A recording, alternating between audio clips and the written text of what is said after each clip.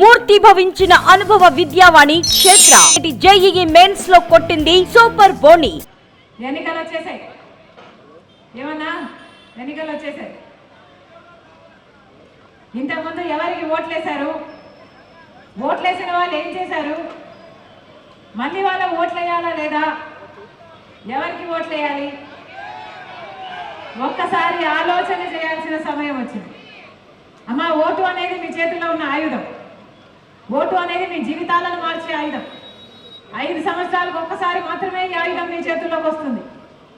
పోయినసారి ఓట్లేశారు, ఎంపీని గెలిపించారు. ఒక్కసారైనా మీ హక్కుల కోసం, ప్రజల హక్కుల కోసం, విశాఖపట్నం మేలు కోసం ఒక్కసారైనా ఎంపీ గెలిచారు, ఎంపీ పోరాడా లేదా, గెలిచిన ఎంపీ ఒక్కసారి, మీరు గెలిపించిన ఎంపీ ఒక్కసారి ఆలోచన చేయండి. ఎప్పుడు లేని విధంగా విశాఖ స్టీల్ని అమ్మేస్తాము అని బెదిరిస్తున్నారు. అసలు విశాఖ స్టీలు విశాఖపట్నంకి కాదు, ఆంధ్ర రాష్ట్రాన్ని ఆత్మ గౌరవానికి సంబంధించిన విషయం. అలాంటిది బేషరతుగా, అసలు మొహమాటం లేకుండా, సంకోచించకుండా ఈరోజు అంత పెద్ద విశాఖ స్టీల్ ప్రాజెక్టుని అమ్మేయాలని చూస్తున్నారు. గంగవరం పోర్టును చూశారు, కేవలం 600 కోట్ల రూపాయలు, కేవలం 600 కోట్ల రూపాయలు గవర్నమెంట్ వాటాను అమ్మేశారు జగన్మోహన్ రెడ్డి గారు. అసలు ఈ ప్రాజెక్టు రాజశేఖర రెడ్డి గారు 30 సంవత్సరాలకు మళ్ళీ గవర్నమెంట్ చేతుల్లోకి వచ్చేటట్టు డిజైన్ చేస్తే, అదే ఆయన కొడుకై ఉండి జగన్మోహన్ రెడ్డి గారు అవసరమే లేదు అని కేవలం 6,000 కోట్ల రూపాయల ప్రాజెక్టు వాల్యుయేషన్ చేసి అమ్మేయటం జరిగింది. మరి రాజశేఖర రెడ్డి గారి ఆశయాలను నిలబెడుతున్న వాళ్ళు జగన్మోహన్ రెడ్డి గారు అవునో కాదో మీరు నిర్ణయించండి. మీరు గెలిపించాడు, వైసీపీ ఎంపీని గెలిపించాడు. విశాఖపట్నం మళ్ళీ అదానికో, అంబానీకో, మిట్టల్కో ఇలాంటి వాళ్ళ కట్టబెట్టే ప్రయత్నం జరుగుతున్నా మీ ఎంపీ, మీరు ఓట్లేసి గెలిపించిన ఎంపీ ఒక్కసారైనా మాట్లాడా, ఒక్కసారైనా కొట్లాడా?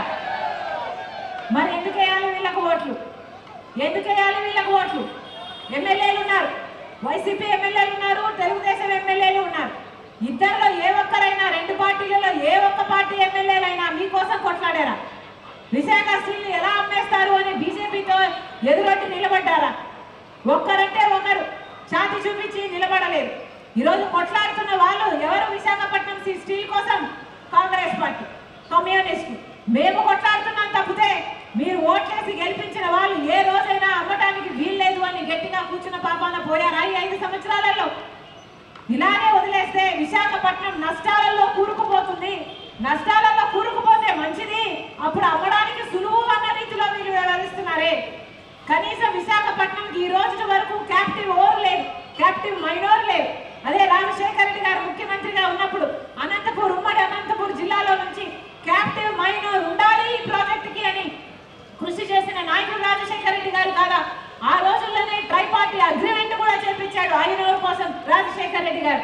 కానీ ఆయన వెళ్ళిపోవడంతో ఆలోచన కూడా వెళ్ళిపోయింది. ఆ తర్వాత వచ్చిన ముఖ్యమంత్రుల్లో ఏ ఒక్కరైనా దీన్ని కాపాడుకోవాలి అన్న భావన లేకుండా ఉన్నారు అంటే ఎంత దురదృష్టకరం.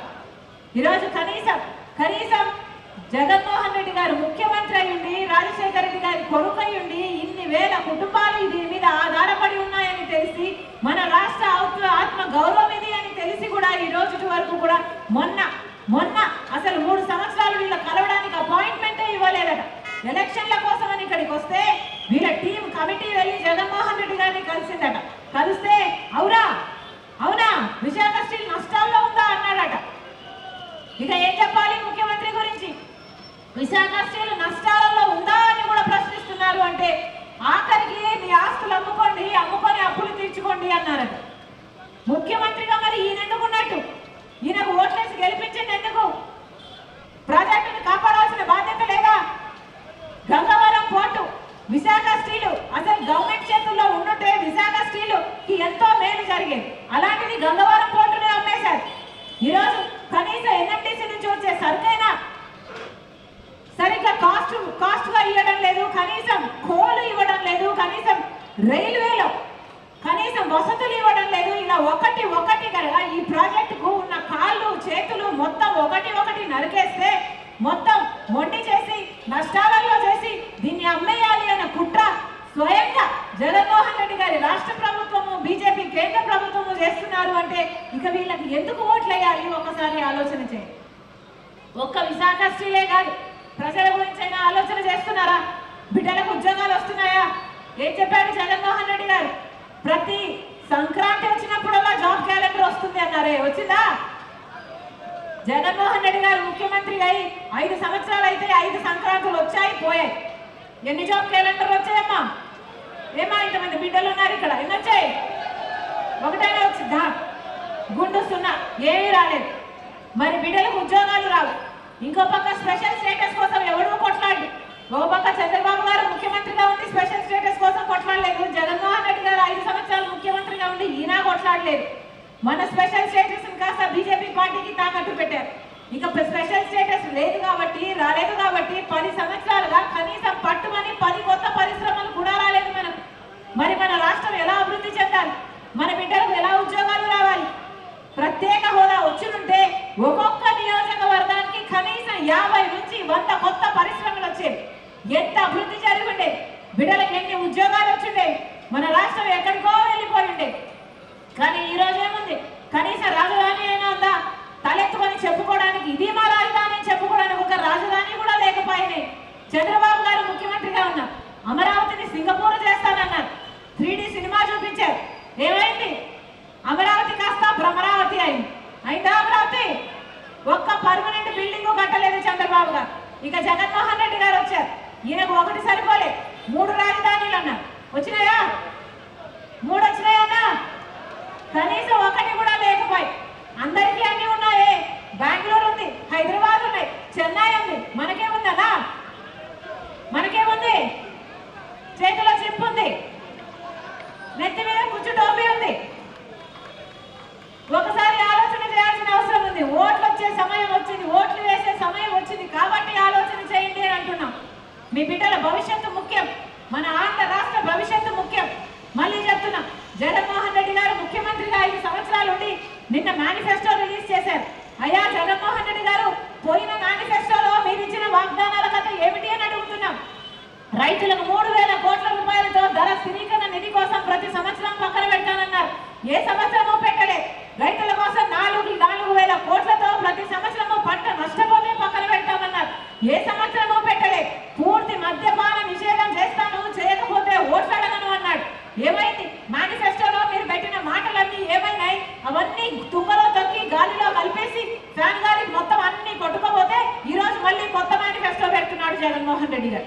మీ పాత మేనిఫెస్టోకు విలువ లేకపోతే, మీరే మీ మాట నిలబెట్టుకోకపోతే మీ కొత్త మేనిఫెస్టోకి ఎక్కడ విలువ ఉంది? మీకు ఎక్కడ క్రెడిబిలిటీ ఉంది? విలువలు, విశ్వసనీయత అని పెద్ద పెద్ద మాటలు మాట్లాడతారే. మరి వీళ్ళకా ఓట్లేయాల్సింది? వీళ్ళ రాజశేఖర రెడ్డి గారి ఆశయాలను నిలబెట్టేది? ఆలోచన చేయండి. రాజశేఖర రెడ్డి గారి జలయజ్ఞంలో 54 ప్రాజెక్టులు చేపడితే దాంట్లో 12 ప్రాజెక్టులు రాజశేఖర రెడ్డి గారు పూర్తి చేస్తే 42 ప్రాజెక్టులు నవరత్నాలలో జగన్మోహన్ రెడ్డి గారు మేనిఫెస్టోలో చేర్చారు 5 సంవత్సరాల క్రితం. ఎన్ని ప్రాజెక్టులు చేశాడు? సగమైనా చేశాడా? 10 అయినా చేశాడా? 5 అయినా చేశాడా? 42 ప్రాజెక్టులు చేయాల్సి ఉంటే ఏది చేయలేదు జగన్మోహన్ రెడ్డి గారు. మరి వీళ్ళ మేనిఫెస్టో మళ్ళీ నమ్మాలా? వీళ్ళకు ఓట్లు వేయాలా వద్దా? ఒకసారి ఆలోచన చేయండి. టీడీపీ పార్టీ అయినా జగన్మోహన్ రెడ్డి గారి పార్టీ అయినా ఇద్దరు బీజేపీ పార్టీకి తొత్తులుగా మారారు.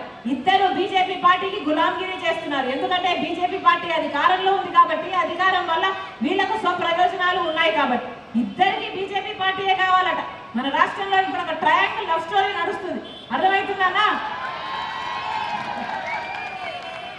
ఎక్కడ చూసినా ల్యాండ్ మాఫియా, శాండ్ మాఫియా, ఇవేది సరిపోవన్నట్టు ఇప్పుడు లిక్కర్ మాఫియా, సర్కారే లిక్కర్ అమ్ముతుంది. ఇదేది సరిపోదన్నట్టు డ్రగ్స్ కంటైనర్లలో వస్తున్నాయి మన రాష్ట్రానికి. గాంజా ఎక్కడ చూసినా అవైలబుల్ గా ఉంది. ఏం చెప్పాలి? ఎక్కడికి వెళ్తున్నాం? అభివృద్ధిలోనా మనం ముందుకు వెళ్తున్నాం? మధ్యాంధ్రప్రదేశ్ అవుతుంది మన ఆంధ్రప్రదేశ్.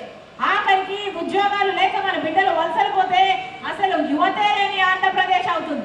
ఇదేనా మనకు కావాల్సింది? ఒక్కసారి ఆలోచన చేయండి. కాంగ్రెస్ పార్టీ రాహుల్ గాంధీ గారు మాటిచ్చారు, 10 సంవత్సరాల ప్రత్యేక హోదా ఇస్తుంది కాంగ్రెస్ పార్టీ. మీరు ఆశీర్వదించండి. ఆ మాటను పట్టుకొని వచ్చింది రాజశేఖర రెడ్డి బిడ్డ. మీరు ఆశీర్వదించండి. కాంగ్రెస్ పార్టీ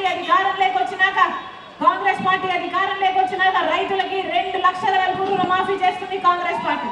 కాంగ్రెస్ పార్టీ అధికారంలోకి వస్తే ప్రతి పేద ఇంటి మహిళకు మాటిస్తున్నాం, ఇల్లు గడవడం ఎంత కష్టం కష్టమైపోయిన ఈ రోజుల్లో ప్రతి నెల 8,333 రూపాయలు అంటే సంవత్సరానికి 1,00,000 రూపాయలు, 5 సంవత్సరానికి 5 లక్షల రూపాయలు ప్రతి పేద కుటుంబానికి ఇస్తుంది కాంగ్రెస్ పార్టీ. బిడ్డలకు ఉద్యోగాలు రావాలన్నా, మనం అభివృద్ధి చెందాలన్నా, ఇవేమి జరగాలన్నా, పెన్షన్లు 4,000 కావాలన్నా, వికలాంగుల పెన్షన్లు 6,000 కావాలన్నా, మళ్ళీ పక్కా ఇల్లు, ఇందిరమ్మ ఇల్లు కట్టినట్టు ఇల్లులు కట్టుకోవాలన్నా, ఇవన్నీ జరగాలంటే రాజశేఖర రెడ్డి గారి సంక్షేమ పాలన రావాలన్నా కాంగ్రెస్ పార్టీ అధికారంలోకి రావాలి. మీరు ఆశీర్వదించండి, కాంగ్రెస్ పార్టీని దీవించండి.